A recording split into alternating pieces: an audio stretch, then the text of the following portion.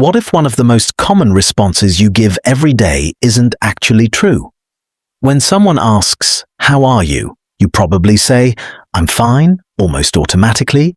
You smile, stay productive, and keep everything moving, and from the outside it looks like you're doing perfectly okay.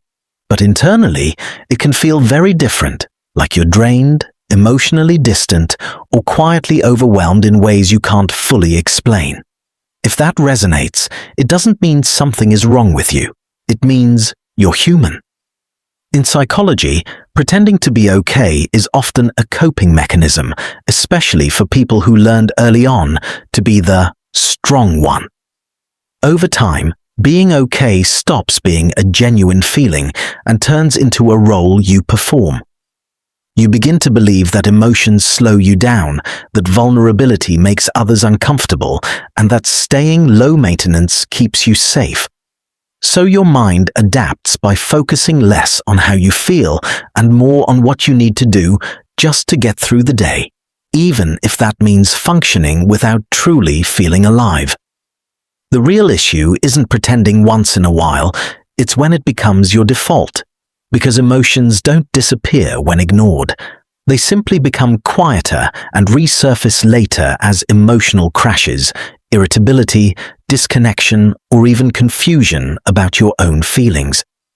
You might tell yourself that others have it worse or that you shouldn't be a burden, but minimizing your pain doesn't reduce it. It only isolates you further. For many, pretending feels safer because past experiences taught them that expressing real emotions leads to being dismissed or hurt. So instead of opening up, they analyze their feelings, handle everything alone, and push through without rest.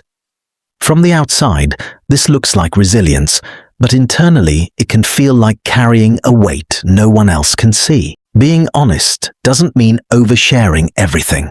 It can start with something small, like admitting to yourself that you're not okay today, or saying you feel overwhelmed instead of automatically saying you're fine. Sometimes the bravest step isn't telling others. It's being real with yourself and allowing your emotions to exist without rushing to fix them. At the end of the day, you don't have to be okay to have value, you don't owe constant strength to anyone, and you don't need a perfect reason to feel the way you do. If you've been pretending for a long time, be gentle with yourself, because that version of you was trying to protect you, and now you might be ready to do more than just get through each day.